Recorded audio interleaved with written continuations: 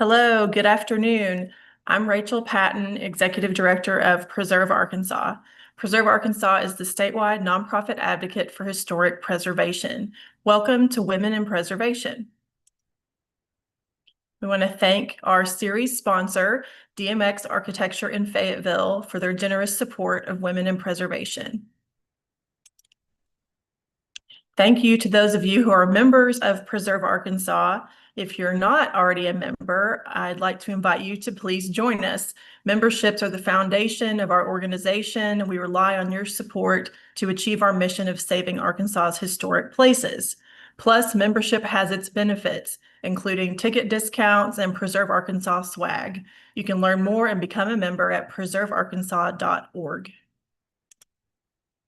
Please mark your calendars for these upcoming Preserve Arkansas events. Coming up very quickly on Saturday, May the 2nd, our favorite backyard crawfish and shrimp boil in the backyard of Clements and Associates Architecture in the Argenta Historic District. Then after that, the first weekend in June, on June the 6th, we'll partner with the Quapaw Quarter Association for our annual Mid-Mod tour and feature 6 properties designed by Little Rock architect Gene Withrow. Tickets are on sale for that already at preservearkansas.org. Save the date for our statewide historic preservation conference in October. We'll be in Hot Springs. And then our Preservation Ramble bus trip, which will feature sites from David Hill's book, The Vapors, again in Hot Springs on November the 7th. Join us for Women in Preservation next month on May the 12th for a talk by Ellie Isaacs, who's a partner at Landmark Preservation Consulting, LLC, based in Savannah, Georgia, with a presence in Atlanta, Georgia, as well as Hot Springs, Arkansas. Some of you may remember Ellie from her time working with Taylor Kempkis Architects in Hot Springs. And now it's my pleasure to introduce today's speakers, Heather Davis and Kate East, principals at AMR Architects in Little Rock. Heather Davis, a graduate with a Bachelor of Arts in Graphic Design from Arkansas Tech University and a Master of Architecture from Texas A&M, brings a distinctive perspective and a sincere dedication to placemaking in both rural and urban environments. Hailing from the small town of Hatfield in western Arkansas, Heather has led projects of varying scales and types with a specific focus on civic and higher education initiatives. Noteworthy recent projects helmed by Heather include the Judicial Learning Center addition at the Supreme Court Justice Building in Little Rock, the revitalization of the L.A. Davis Student Union at UAPB, and the innovative parklets on Main Street in Argenta. Heather currently serves on the board of the American Institute of Architects, or AIA Arkansas chapter, and is an active board member and past president of Studio Maine, a local nonprofit design collective. Heather's passion is community development and crafting spaces that enhance the quality of life for the communities they serve. Since 2005, Kate East has been an integral part of the AMR team, seamlessly blending her passion for interior design with an understanding of the practical considerations crucial to successful projects. With a Bachelor of Fine Arts from Lake Forest College in 2005 and a Bachelor of Science in Interior Design from the University of Central Arkansas in 2006, Kate has honed her skills at the intersection of creativity and functionality. In 2012, Kate assumed the role of principal within the firm. Grounded in her fine arts background, she approaches each project with a commitment to elevating spaces aesthetically while ensuring they meet the practical needs of clients.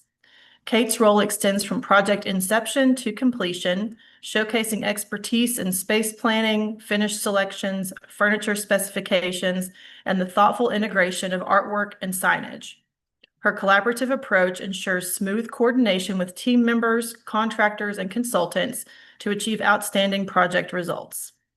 Kate's ability to balance design innovation with practical considerations has resulted in lasting relationships. As a principal, she continues to contribute her unique perspective to projects, ensuring they exceed expectations.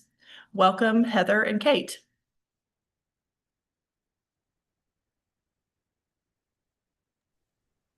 Hello. Thank You can you, share Rachel. over me when you're ready. I can see and hear you Alright. both. Okay.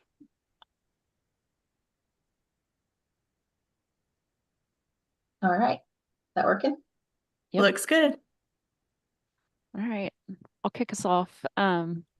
Good morning or afternoon, everybody. Thank you so much for having us. I'm Kate, and I'm an interior designer by trade, and along with Heather Davis and James Sullivan, a co-owner and principal of AMR Architects here in Little Rock. AMR has been around for about 43 years, and our work spans a pretty wide range from urban design, higher education, multifamily, mixed use, and we work all over the state. We've had the opportunity to work on a lot of different building types, from renovations to high rises, in a lot of different contexts. And when AMR was founded, just to go back just a little bit, it was actually called Allison, Moses, and Redden. And one of its central goals back in 1982 was to try to breathe some new life back into downtown Little Rock, which at the time was pretty desolate, especially where we now consider the River Market District. One of the firm's first projects was the Heritage Center renovation, which was a mixed-use transformation of two abandoned historic buildings, warehouses, into offices, restaurants, a bar, and a little apartment. And so the little girl in the photo to the left is me, and I'm with my parents in our little home at the top of what is now the Stone Ward building in downtown Little Rock. And from this little apartment, my dad could walk across the hall to his office. We ate at the restaurant downstairs. If anybody remembers St. Moritz, Cafe St. Moritz. We spent many afternoons at the Territorial Restoration, which is now the Historic Arkansas Museum, and rode our bikes down to the main library. And yes, the building is probably controversially pretty 80s design, but what it was is a pivotal early step towards redevelopment that would eventually become the River Market District in downtown. And those years of watching that come alive, kind of living a carless life, planted something inside me that I think changed how I think or embedded how I think about architecture now. My passion for preservation isn't just about saving older buildings. It's really about understanding what worked when buildings were designed at a human scale, when cities were built for walking, when the street itself was part of your everyday life. And that thinking and that mindset has been a through line at our firm across every decade. So our firm looks a lot different than it did back when we were on the top floor of this building. But today, our core group here still really holds those same passion about preservation from that perspective. And so, as Kate mentioned, this is us today, 4 architects and 3 interior designers. And while Kate and I are the ones here talking about our work today, everyone on the screen has contributed to the projects we're going to show in some way. We, as a small group, we all wear many hats and work very collaboratively. And so it's really rare for a project to come through our office that we don't all touch in some way. Our relatively small size allows us to do some fun things as an office. We try to take office field trips as regularly as we can.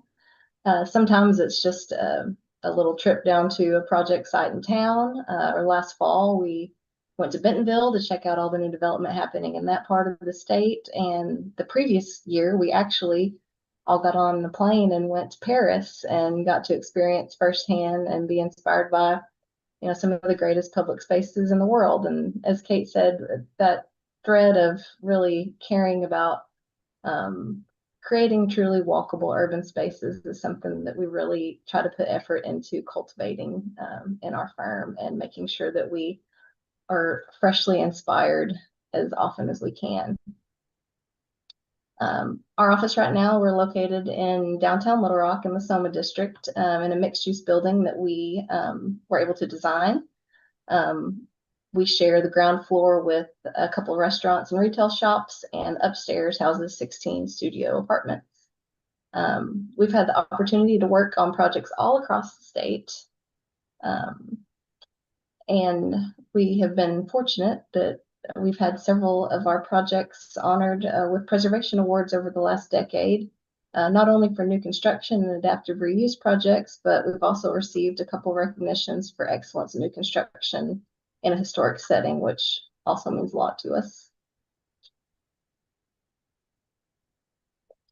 And so today,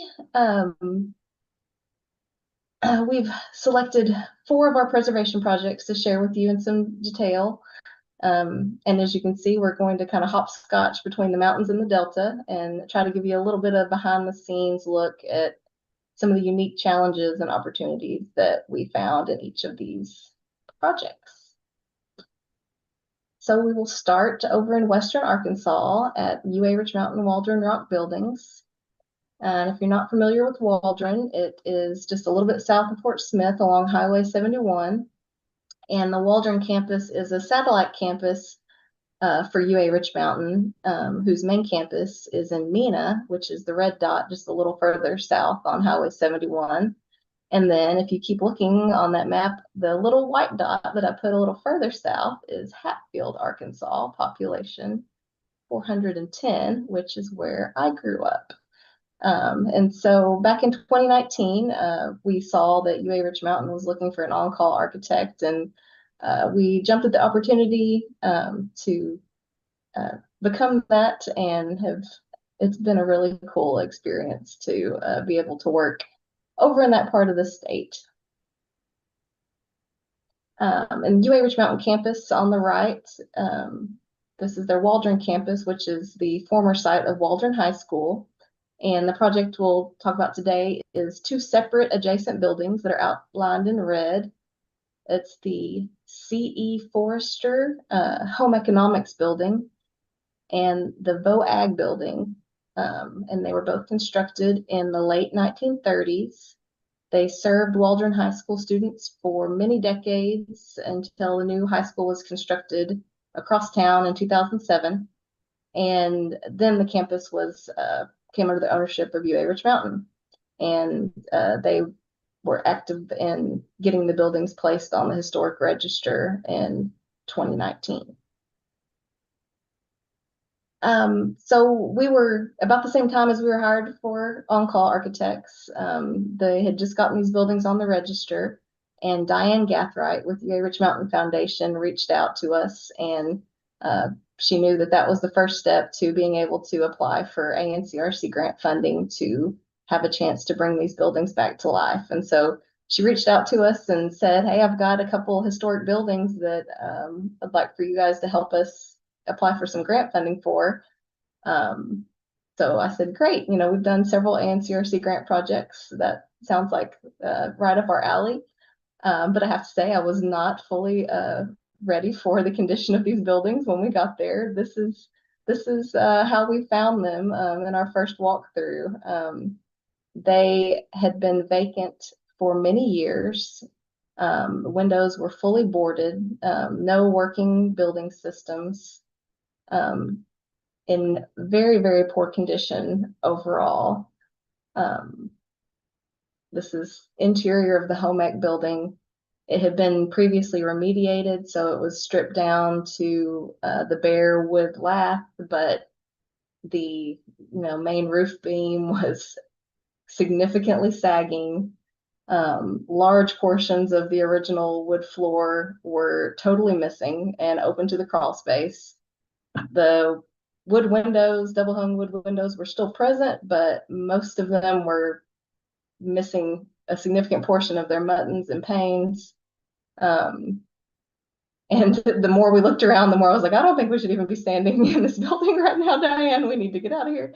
But as we walked through, she was saying, look at this big open space. Couldn't this be a great community space and classroom? And look at what's left of this old fireplace. I think this could be a great lobby and could really serve the community and our students.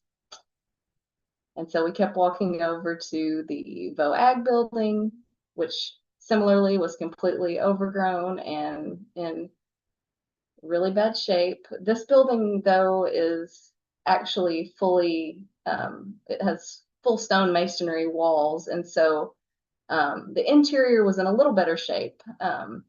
It held up a little bit better over the long term, but still very rough and had been primarily used for storage. So it was difficult to get around in there and even really see what was going on.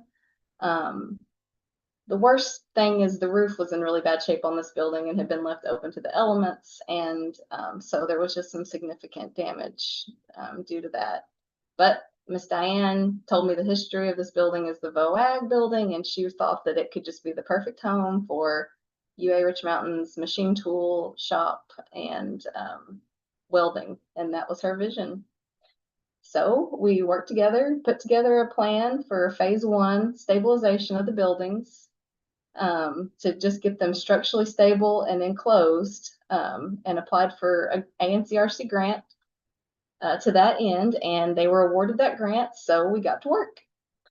And first thing was cleaning up and doing some demo, and we found some interesting things, some good. We found that a lot of the old light fixtures were actually in really good shape. You know, they need to be rewired to modern standards, but we were able to save those to use in future phases. We found this cool wall where they used to hang their tools in the tool shop. But then we found some not so cool things that we weren't expecting, as happens when you uncover things. The roof framing was in much worse condition than we expected. Some of the roof trusses on the home ec building were actually formed from 3/4 inch tongue and groove boards, which are not meant for that and did not, as you can see in the bowed picture, were not doing their job, which was part of the sagging problem. And some very questionable ceiling joists that were spliced in the center, which also does not work well. So we had to do a lot more shoring and reframing than we expected, but we got it done. And at the end of phase 1, the buildings were clean. The windows were restored. I believe they had to replace something like 300 panes of glass across both buildings, and repaired the muttons. Some of them were taken out and restored off site, but as much of it as possible was replaced on site. And at the end of phase 1, this is where we left them. We had a new roof once it was shored up and they were fully enclosed and stable. And we took a shot and applied for another grant, and thankfully they were awarded that. And so that really was where the structures were able to really have a new life and be finished out with modern building systems, ADA accessibility, and a full interior building finish out. So the home ec building, the C.E. Forrester building, became the classroom community center with new hardwood floors installed throughout, an operable acoustic partition and power shades to provide flexibility in the large classroom space. And the original fireplace received a new insert, and traditional wood wainscot was installed, and we reused many of the historic light fixtures and installed those in the lobby space as well. The VOAG building was renovated as the welding, machine tool shop, and computer lab per Diane's vision. The original beadboard ceilings were restored and replaced where required. The plaster walls were repaired where present. Interior stone walls remained exposed. High bay shop and original sliding doors were left in place as a feature. We brought 3-phase electrical power to the building to accommodate their modern shop equipment and several welding stations. And they were able to also include a computer lab into the space for computer-aided drafting classes. And so with this project, and really fully funded by ANCRC grants, this was able to really bring these buildings full circle with Diane Gathrights Vision, and they are now open and able to serve the community of Waldron and New Erich Mountain students. Okay. Next, we're going to jump down a little south of Little Rock to Pine Bluff, Main Street. And I do want to give a quick shout out. Dr. Miller gave kind of a different presentation on this project when she was the head of the Arts and Science Center for Southeast Arkansas a couple of years ago. So I encourage everybody, if it's possible, to go back to listen to hers. Hopefully I'm not repeating too much. And for those that haven't heard about it, giving you some new information. But this is a really exciting project within our firm. There you see a picture on the right is the actual Arts and Sciences Center proper. And to the left, where you see on Main Street, where you see it on Main, there are the two buildings that we're going to be talking about there. And this project is really funded and completed in 2 phases. So that's going to be how I go through it a little bit. The first phase is the building on the left, which the Arts and Science Center had purchased in the 90s, but it was really just used for overrun costume storage, prop storage for their theater. It had some significant structural issues. The roof, the water was draining towards the parapet, which was pushing it out. The windows needed to be rehabbed, and Dr. Miller did that when she first took over. When we were hired and brought in, she had a vision that she had seen from some other mixed use places that had really incorporated the different types of things that the Art Center did. What she was looking for is a really flexible space to infuse different types of community involvement in the arts. And sorry, is that backwards or forwards? So yeah, okay. So this is some before pictures of that building on the left. And as you can see, yeah, good for storage, but not that much else. And then it also had this back area that was pretty underutilized.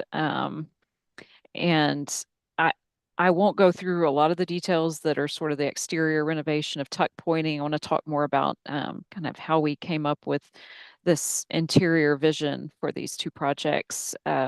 This shows a little bit of a dollhouse view of what the vision was. And we worked with Design Lab Architects on this and East Harding Construction to kind of come up with this idea.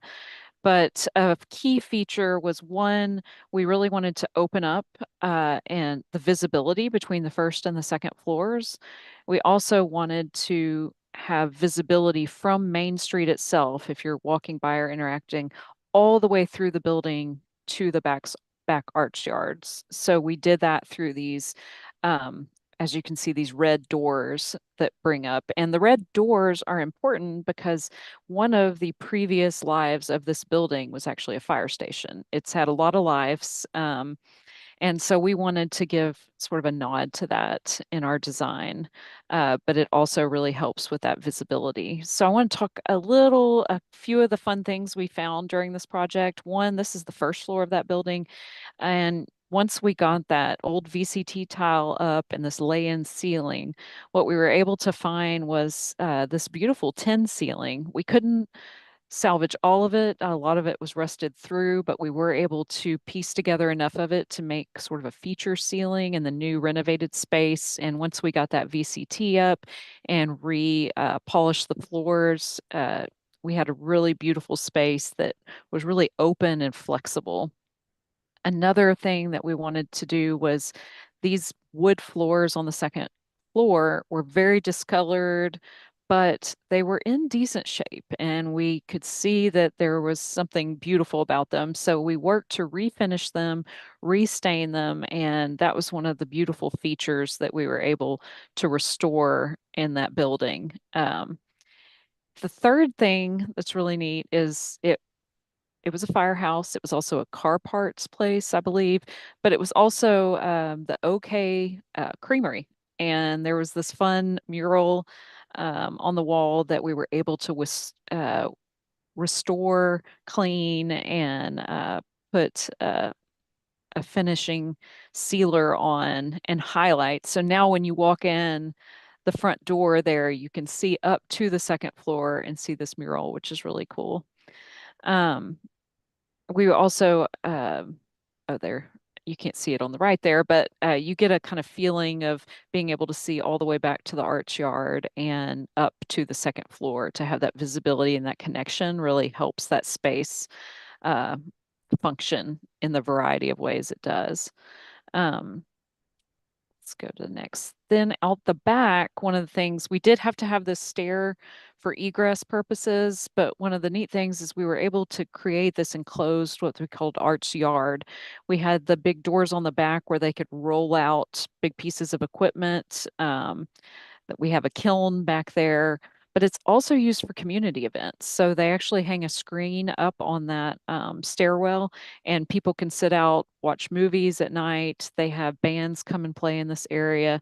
Um, and so one of the things I love about this project is seeing all the different types of ways they can use this really flexible space. Then right after that, they purchased, probably around 2019, while we were working on the other project, this building on the right, the Davis building that's connected. It was a auto machines, I guess, auto parts store. Um, you can see it was in pretty bad shape. Yeah, all the shelves with all the parts still there. It it had been pretty much untouched for a couple decades, and the vision here is they wanted a black box theater, and they also had the idea of doing some studio apartments for visiting artists. And so this building offered the theater storage that they needed that kept overflowing from their other theater. Then it had a lobby space that not only serves the theater, but also is just another mixed use community space that's kind of open and flexible. And then upstairs, we went ahead and furnished several of the studio apartments. And then there's a 1 bedroom and a 2 bedroom up front for artists that might have children or significant others and need a little bit more space. Um, let's go and so there's a couple pictures of the final results. The studio apartments on the left, we've got laundry room downstairs, but full kitchen. Really beautiful light from two sides in all the apartments. Original brick walls. On the first floor, you can see real flexible lobby space that's used for a variety of events. And the black box theater, that they move that seating around. They use this theater in all sorts of different ways. Um, and here's a few pictures. Again, we love seeing the different ways that they use all these spaces. They use it for gallery spaces, they use it for fitness, all sorts of art spaces. They have a bicycle repair shop out of the back of that area. But it was a really rewarding project to be a part of, that had so many parts and pieces, and buildings that had lived so many lives before. And that's the finished product there. And since then, since we got that photograph taken, actually, the city had been promising to do some work on that sidewalk and streetscape for a few years, and they finally did it. So we need to go back and take some new pictures, because I think that's one of the reasons you see that patching out there. We didn't want to duplicate work that the city was going to do. So I think they've actually spruced that up a little bit. And then the next project is a little bit of a work in progress. So we are about halfway through this project, and this, I'm working on it. Heather's worked on a little bit, but it's also a lot of people in our office have been very heavy in it. So even though we're talking about it, I don't want to go let it go unsaid how much hands-on work the other folks in our office have been putting into this. But it's Devil's Den in Winslow, Arkansas, the park, and there are 18 cabins all built during the CCC, the Civilian Conservation Corps era, on that property. And each one of them is completely different. So it's not a cookie cutter project. It's like 18 different little projects. Those were some original pictures, the parks did provide us as well with some of the kind of in between 1950s, 60s pictures, 70s of different eras that the cabins have had. But the goal in the end, they said, is really they wanted to return them back to some of their original uh, vision of the part of the cabin styles. So this is what they looked like about a year ago. Kind of the state parks brown, everything had been painted, even though it was originally stained. And some of them had new roofs, some of them we needed to do new roofs in this project. And the interiors, they're all wood.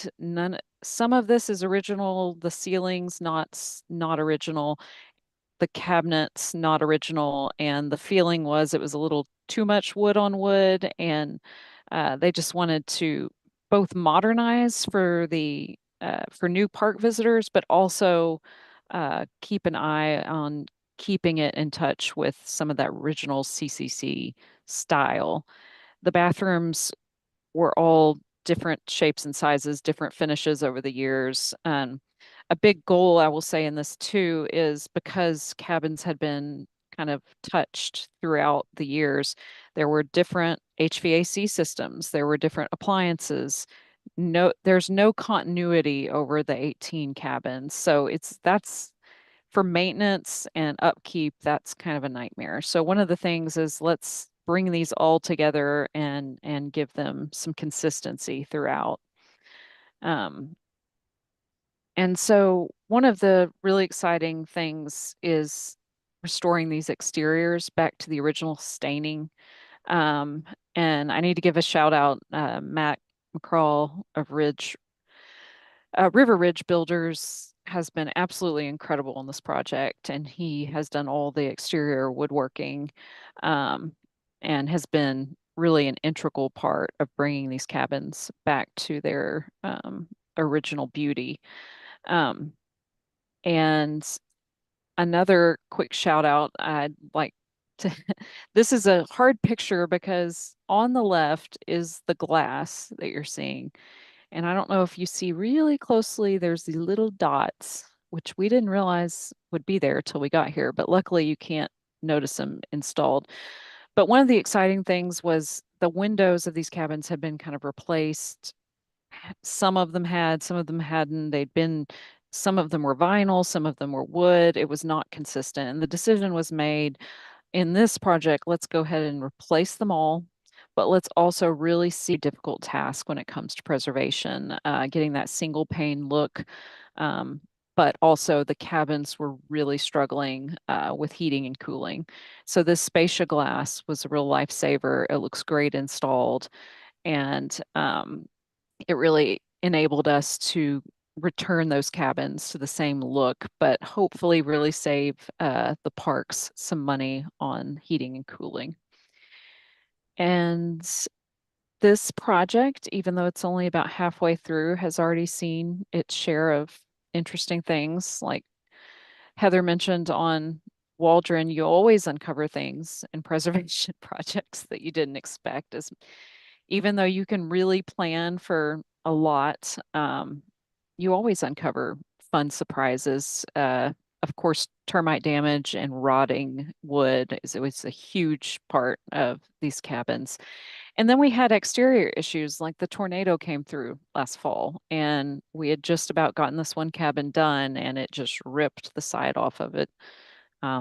We did have the murder occur in the park, which was horrendous. And obviously, things like that, you can't control how your construction schedule goes. And so we've had a lot of outside issues with this, but overall, the first 6 cabins are almost open for business. Hopefully in the next couple weeks or so, you'll be able to reserve them. We our own designers, Kyle and Caroline, went up and tried it. There's their little dog in the picture on the left, appreciating the pet-friendly cabins. But as you can see, stayed with the look and feel of an older cabin, but kind of freshened it up. We've put fireplace inserts in all the original fireplaces so you can actually build a fire. Those had been locked up for years. We did paint the ceiling since that wasn't originally stained wood to brighten the cabins up a little bit. And then a lot of the furniture we did new, but everywhere we could, we renovated, or not renovated, we repaired. We had somebody repair the original CCC furniture. So like those dining chairs there are the original chairs that have been repaired and replaced into the space, along with a lot of the original bed frames, wardrobes, tables. We were able to do a lot of that kind of sprinkled throughout. And then, yep, then we have a couple of the exterior shots, which I'm really excited about seeing these in the different seasons because I really love this warm wood tone that is how they would have originally looked. And I think even though the brown version blends in well, I think this is really charming to restore these cabins back to this beautiful wood. And I think that's all I've got on that project, right? Okay. Right. And so our final project that we wanted to show today, which is one that we are just getting started in, but we are super excited about, is over in DeWitt, Arkansas. And so the DeWitt Library Board realized they needed more space. They're currently in a very small space that is kind of off of a few streets over from the square. And they realized they needed new space, and the board members, one of the board members saw randomly that this building on the square came up for sale, and they just jumped on it and bought it. And none of them have ever done a construction project before, but they saw this building and they knew there was something special about it. And so they reached out to us basically saying, hey, we have this cool building. We have no idea how we're going to get it to be our library, but it's going to be our library and it's going to be great. And a cool thing for us was they actually, we were curious how they found us, and one of the library chairman actually had just recently toured our project at Pine Bluff that Kate just walked through, the Art and Science Center for Southeast Arkansas, and she really enjoyed that space and saw a lot of things in there with the flexibility of that space that she thought they could use in their library. And so she asked who the project team was for that and was given our name and reached out to us. We're super excited to be getting started on it. The project is located on the corner of the courthouse square in downtown DeWitt. The courthouse is right there in the middle, and it's a really unique, very traditional, true square. A lot of the buildings right now are sitting vacant, but a lot of them have sort of started to be revitalized. There's a coffee shop that's active on the square right now, and like some kind of whisperings of revitalization. So we really feel like this might be perfect timing for this project to come in and really be a boon for them getting their downtown square back on track. Historically, this building has been several different things. It was originally a co-op and had a butcher shop run out of the back of it. Then for several decades, it operated as Young's department store. And most recently, it served as the DeWitt Publishing Company, the newspaper. So back in the fall, when we were first contacted, we walked through the building with the library board who had just purchased it, and it was currently still being used as storage by the previous owner who owned, I think, an event decorating or planning, but there were so many decorations in that building. It was cram-packed full. But it had some really cool things that we found. Many years worth of old newspapers, which we are excited to try to find some way to incorporate into the new design, as well as pieces of the printing press are still there, and just some really cool nuggets of the history of the building that we're super excited to dig into. So our project team for this feasibility study is our first step to kind of help them figure out, what can this be? How much is it going to take, and how are we going to fund it? We have teamed up with East Harding Construction and Capital in Maine, which is Gabe Holstrom, for those of you who may know him. And so just last week, actually, we held a kickoff meeting in the space. They have cleaned out the main double height bay of the space, and we put together some boards and invited the community in to come give some input of what the space could be. So we handed out stickers and had just a lot of images for the community to kind of react to and respond to. Firstly, we had a lot of look and feel images, kind of getting a feel for more traditional, more modern, what kind of feel of spaces people might like. They're definitely leaning more toward the traditional warm wood look, which I think is great. And then we also got some input on the kind of spaces they would want to see, whether study rooms, conference rooms, teen spaces. And this was all just to kind of get the discussion started. And so we had a lot of great in-person conversations with people as well. And then, finally we put a board up and let people just throw out whatever ideas they had. And, we got some fun things from kids, like a slide from the second floor, and a lot of great ideas. So we're really excited about it. They're very excited about it. And I'll end on, Kate put these images together. We are big embracers of AI in our office and try to see what it can do for us whenever we can. And so we quickly, just again, to get some look and feel and get people excited, created a few images of what the library might be able to be in that space. Didn't take much time for us, and was quickly able to get a vibe for people to respond to and get people excited.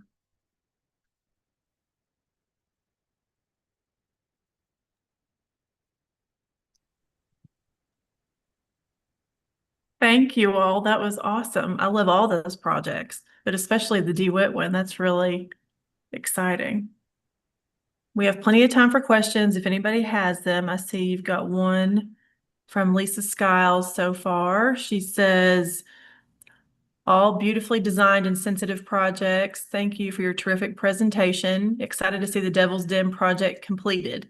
Any highlights to share on materials sourcing and restoration? Did you have to replace or patch exterior materials and/or landscape repairs?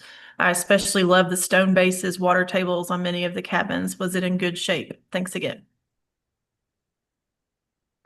Well, first off, I'm going to highlight Matt McCraw again on the exterior materials as far as the wood. I mean, we got him involved while we were still working on the construction drawings, and he really held our hands through that process because and outlined exactly what we need to say, because this is a low bid project. So and that's a different animal, because you never know who's going to get the bid.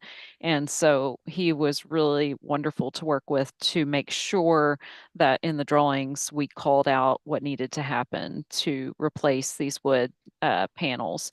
And yes, we did have to replace and patch quite a bit. There was a lot of rotting wood. And I don't know if it's women in preservation, because Kyle in our office, as well as Caroline, had a lot to do with this, but that project in itself would be worth its own hour-long workshop, I think, because of some of the detail that went into this. And I learned a lot when we went up there and patched some of it. There's, Matt was saying, there's on some of the cabins, there's 7 or 8 different, sometimes 11 different species of woods just on one facade.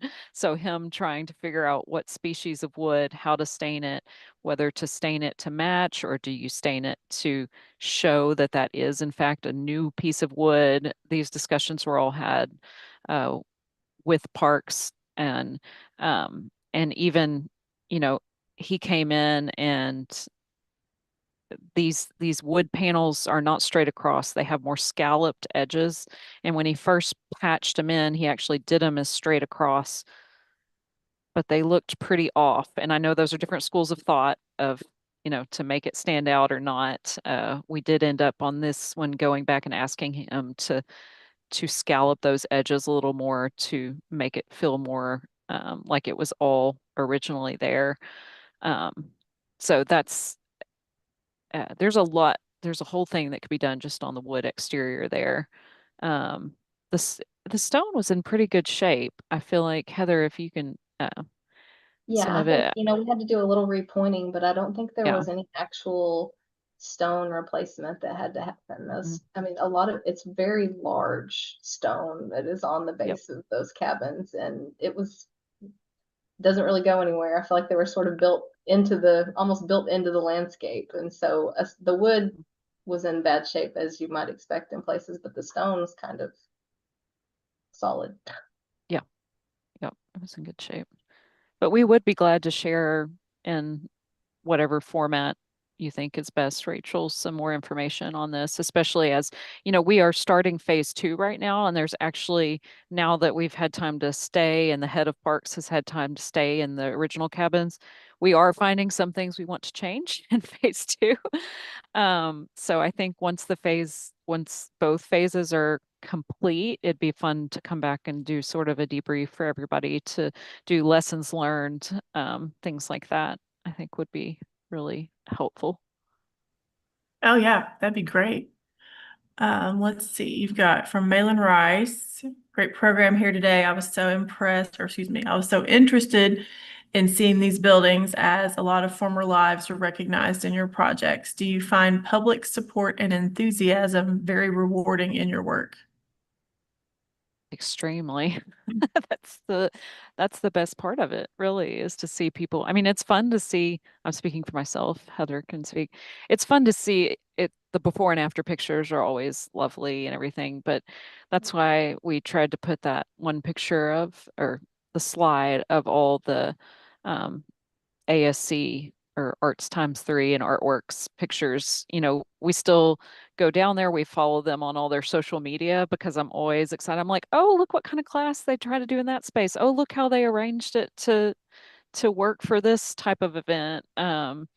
So I love getting to see the clients are really creative with how they find ways to utilize what we've created for them. And I can see a lot of that happening already on the DeWitt Library. The community enthusiasm is really exciting. I mean, this kickoff meeting was, kind of both ways, us kind of getting them ideas, but also they're just see them come in and get excited about it. We're kind of feeding off each other to get that support. I think particularly in some of the smaller communities, Waldron and DeWitt, it's interesting to see how, I mean, generations of people all have stories about these buildings. I mean, the Waldron High School, whether they were in school there or they remember it from it being this phase or this phase, and the same with DeWitt. I mean, we heard apparently there was some sort of nickel, was it a nickel or a Oh, dime? it's I a don't remember. dime. It A cost a dime, okay. dime. A mechanical horse that used to be in the Young's department store that everyone had a story about. And it's just so, I mean, people love these buildings, and to have a chance to bring those back to life and to give them a second chance for the next generation to have stories to share. I mean, that's when I was getting into architecture, that is not what I thought would be the most rewarding part of it, but it absolutely is. Yeah, if anybody knows where that mechanical horse went, they are very They're interested interested in finding it. in bringing that back. Yeah. Somebody probably does know where that thing is. I mean, the people of Yeah, the Arkansas Grand Prairie are very good historians, and that's somebody right. knows where the thing is if it's still around. Yeah. Let's see. You've got a comment from Mason Ellis about Oh Matt. yeah. Matt's amazing. He did a great job at the Prairie Grove Battlefield State Park on the church. Yeah, Yeah, he's making a name for himself he in the really restoration is. business. Yeah, and we need more Yeah. people that can do the same thing. Need Yep. to clone him. He's a true yes, he's a true craftsman. He's incredible. Yep. Yes. All right. Well, any other questions, y'all? Last chance if you have anything. And if not, then I hope to see everybody next month. And thank you, Heather and Kate, for a wonderful job. We appreciate Thank you spending you. time with us. Thank you so much for having me.